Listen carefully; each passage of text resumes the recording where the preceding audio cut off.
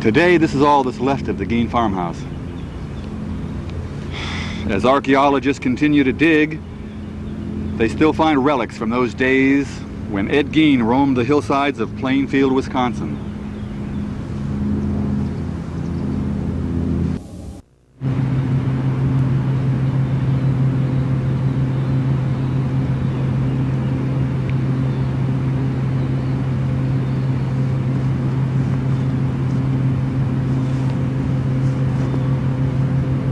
Most of the people of the whole world don't know that the most famous serial killer in all of history got his start in a place like this.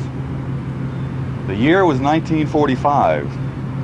The place was Plainfield, Wisconsin, and the name was Ed Gein. Okay, that's the first image. This is Jerry Bergson. By the way, did you know Jerry Bergson does an excellent Betty Davis impression? He taught it to me, and we would go around and do it together in Toronto on our nights off. What are we doing here? I think, well, obviously we're preparing the bodies, Ed Gein's victims, that sit around the table. We went to a toy store and bought these visible head model kits and took the skulls out, and sometimes we were able to find skull kits.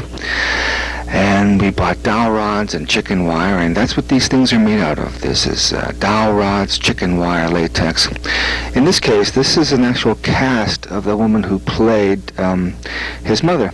And then this is, I think, Jeff Gillam's wife here that we had to age. We had to cast the woman who played Ed's mother and it's a good thing we did, because she wasn't available for the funeral scene, where all we did was place her life cast, her head, in the coffin. This must be the mask that Ed wore. We pieced it together from the latex duplicates of, well, this, I don't remember that one. That's pretty eerie. But we pieced it together from the latex pieces made from casts of the actors in the film. Here, Ed is trying on his wig, and looks like the aged face of the woman he digs up that Jeff Gillam's wife played. You have to forgive me if I don't remember all these names. It's been quite a while here. But this is Roberts Blossoms wearing pieces of bodies. Roberts Blossoms was a great guy, is a great guy. He's still around, still active. He was the colonel in Slaughterhouse-5. He was in Home Alone. He was Macaulay Culkin's next-door neighbor's friend. I think it was Home Alone 2. Now, this woman here, I don't remember her name right here. And there's Tom Karr. I don't remember her name, but in my young pubescent state, I was really attracted to that woman. I really wanted her bad. I wonder where she is today. Here's one of the bodies, fully done with latex and latex, cotton, and dowel rods and chicken wire. Now, I believe that here's the woman playing. Yes, this is Miss Ma Cobb. Ma Cobb, a brilliant play on the word macabre. And, you know, Ed Gein was, his name was changed to Ezra Cobb in this film, and everyone who talks to me tells me that this is the truest account of the Ed Gein story they've ever seen. Well, we all know that, because Psycho was another story, Texas Chainsaw Massacre. Michael McGowan behind the camera, I've seen his name on some big movies. I watch all the credits, all the movies that I see, and, you know, keep track of my friends, and I see Mike's name a lot of places, big films. Don't know who that is. There's Roberts Blossom again. And, oh, that's Sandy. Sandy, an unpronounceable last name, as I remember. Again, in my young pubescent state, I was very attracted to her, but she was the girlfriend of Mike McGowan Sr. Great cameraman, great personality, great friend. Liked to be around him a lot. He was very generous with his time, with his stories. And what do we have here? There's, I don't know what that is. Ma Cobb, Roberts Blossom, Jeff Gillam giving some directions here, I can see. Oh, I see. This is a poor woman. That was like a mixture of pea soup and fake blood. As you can see, that might be my arm in there cleaning her up. But I definitely was standing behind the bed for this scene where shooting at her left side, we were trying to make her nose bleed after he was trying to stuff all this pea soup in her mouth. And the way to do that, the way we came up with to do that, was to fasten that tubing along the right side of her nose. And since the camera was shooting at the left side of her face, it was a profile shot, and we just shot the blood out of that tube, and it mixed with the pea soup, and it was pretty grisly. And as I remember, this was a pretty elderly lady, and she was a real trooper. Hurts. Eat. You be all right. Honest.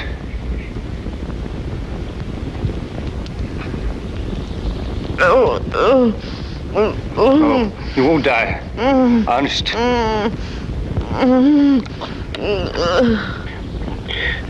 Please, Mama. Please, Mama, don't leave me. Mama, don't bleed. Don't bleed. No. Mama.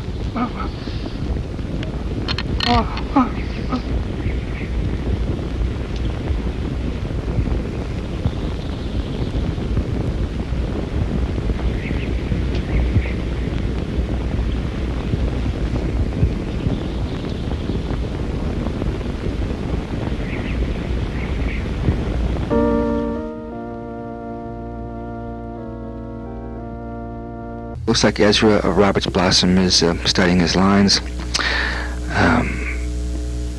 Jeff Gillam giving direction. Now, Jeff, I remember, was quite a funny guy. I liked being around him. He had quite the personality, quite the sense of humor. Okay, this looks like we're outside. Obviously, this is going to be the graveyard scene where he digs up so-and-so. You guys are going to have to fill in the blanks, fill in the names. But he's about to dig up somebody who I think is played by Jeff Gillam's wife. Please, Jeff, forgive me, I don't remember her name. Wearing one of our latex age makeups. As I remember, it was pretty cold this night. Oh, there was, the one thing about Canada or Toronto that I remember is that instead of bicycles on their front lawns, they all had snowmobiles. And one day we were driving. I forget, we might have been coming back from this particular scene here. There goes Roberts Blossoms down the ladder with his red lumberjack jacket on and covered by looks like a green thermal jacket. But I might have been coming back from this scene. We weren't dressed for the weather. I know that. The car broke down, and I remember we had to walk back to the Ukrainian film studio where we were shooting. It was me, Jerry, Alan Ormsby, and I forget who else was with us. Oh, there's me right there. Glasses, one of the only shots, I think, in this documentary, standing on the mound of dirt next to the grave. It sounds like stream of consciousness because I'm going from one thing to the other, but don't forget, I'm watching a documentary that is going from one thing to another, okay? So where was I? Oh, we're walking back. We had to walk back to this Ukrainian film studio, and we were just freezing our butts off. Okay, this graveyard scene, he is not digging up. Oh, okay. He's not digging up his some friend of his mother's. He's actually digging up his mother, and that was a dummy that we made of the actor. Now we're back in the bedroom. There's Jeff Gillam. There's what's left of Ma Cobb, and Jeff and Sandy are doing something about the placement of her hands. This is a close-up of her in the costume. Now we're panning down, and it's pretty dark. I can't really see what's going on here. It looks like something metallic, silver in her hand. I remember that here's a close-up. We dug a chunk out of her nose and her forehead. I don't know who that woman was. There was a flash of a woman sitting in a chair. I don't know who she was. Then there was Alan Ormsby in his cap. And now we have Ma Cobb sitting at the table. There's some cups. Jeff Gillam is playing with the fake head. And there's a book of anatomy, probably some book that we got and studied so we could use it to make bodies. Can't see what's going on here. There's a fake head on the table, and it looks like the fake head of Jeff Gillam's wife. Jerry Bergson is decorating her neck probably with blood or some kind of juice. Now wait, see, it fooled me. It fooled me. That was not her fake head. That was Jeff Gillam's wife in makeup with an appliance on her neck that looked like it was a severed head. And it fooled me because the eyes just popped open. See that? We're so good, we fooled ourselves. Okay, there she is. Her head next to the fake head. Now, there is quite a difference here. The fake head is a little thinner, but I have a photograph of that someplace. I think I sent it to Fango because they're doing a piece on Fangoria magazine, because they're doing a piece on Deranged. Okay, Roberts Blossom is sitting here, and I'm not going to be fooled by the head again. That is really Jeff Gillum's wife with that makeup on, and someone's having fun. Roberts Blossom seems to be laughing his head off. Alan Ormsby. Alan, again, I loved Alan's personality and his sense of humor. I thought he had a very quick wit, and I think he deserves the celebrity that he has today. And here's Jerry Bergson, and Roberts Blossom. The timing of this thing should be perfect because I've been talking right along with every frame that I've been seeing in here, right from the very first frame, which was a close-up of Jerry Bergson. And I haven't turned off the mic yet. Okay, Roberts Blossom is... Oh, there he goes. He's going to saw the top of her head off. And that better be, and it must be, the fake head. Okay, this is one of the scenes that was excised from the original film. And here he's carrying the skull in. I think he takes the cap off and reveals her brain here, doesn't he? No. Here he's just taking the skull. Looks like he's going to set it on the... Oh, yeah, he does. He sets it on the bedpost. How neat. I remember that Roberts Blossom, I think he came up with a bit, or was it you, Tom Karr, of dipping his fried chicken into a jar of peanut butter and eating it. I tried that once. Okay, here we go. And here's the various close-ups of the bodies sitting around the dinner table. Here's a sweet little person here. I don't know who she is with the beads around her neck. And it looks like they're all pretty well dressed. Oh, I remember her. This is the one, Ezra Cobb, I think, dated her, and she's the one that he shoots way before The Good and the Bad and the Ugly. When Clint Eastwood did it, he shoots her through the pillow. Covers her face with a pillow and then shoots her. Looks like various body parts on the shelf. I guess these are set decorations for Ezra Cobb's house. This body here looks pretty emaciated. It's just a skull. Close-up of the food. Bologna, grapes, beans, crackers. It looks like the stuff we were eating off-set down in the lunchroom. Interesting. A skull with biscuits in its head. A lot of this stuff I don't remember here. Yummy, yummy, yummy. Beans, beans, beans. And little pies. Look like rotting, mold-covered apple pies. Close-up of an eye socket in one of our skulls. We made these pretty quickly, as I remember, in the basement of the Ukrainian film studio. I remember me and Jerry and some other people tried to help us think.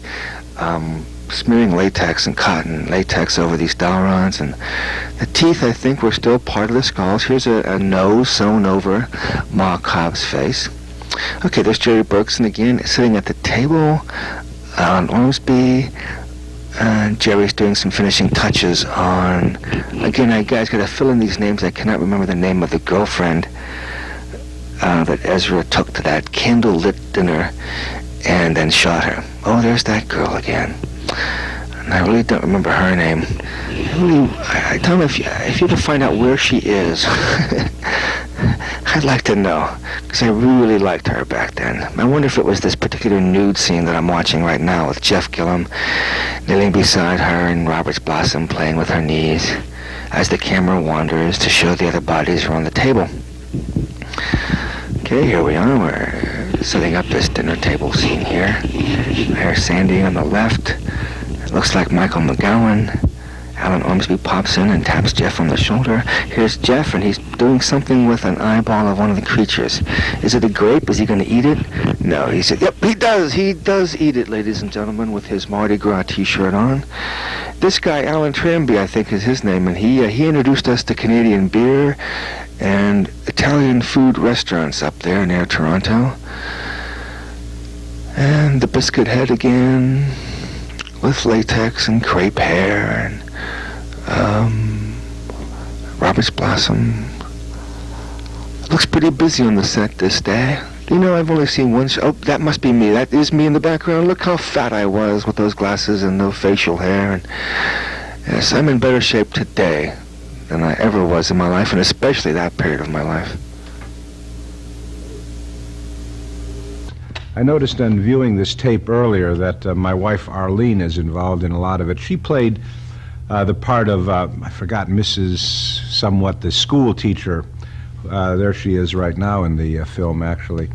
And she was very good about this whole process. It was required that she lay in the grave one night, and up in Toronto, Canada, where we were filming this, it was extremely cold.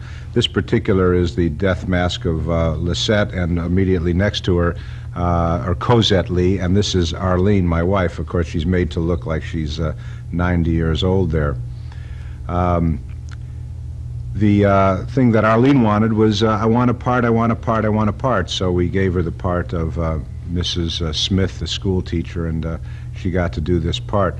One of the things that I was fascinated in the making of this film and in the process was the parts that Alfred Hitchcock totally chose to ignore or overlook and only used a very minimal part, and that was the amount of dress-up and disguise, the actual, Ed Gein's actual putting on bits and pieces of skin and flesh and making musical instruments and useful tools. He was extremely fascinated by the bits and pieces of bones and flesh that he put together, and I thought this part was fairly interesting. We made a point out of trying to make this scene as frightening as possible, and in the process, it actually, there's a very fine line between what is funny and what is what is horrible, and I think we were able to cross that line back and forth a few different times in the film. When you were absolutely at the height of your laughter on it, suddenly we would hit you with some horrible image, and that was sort of the thing that we were hoping to do. One of the things that we did, a little side note on it, is we did print T-shirts with his mother's last words, which were, "The wages of sin is gonorrhea, syphilis, and death." There was only a limited amount of places we could wear those T-shirts, of course.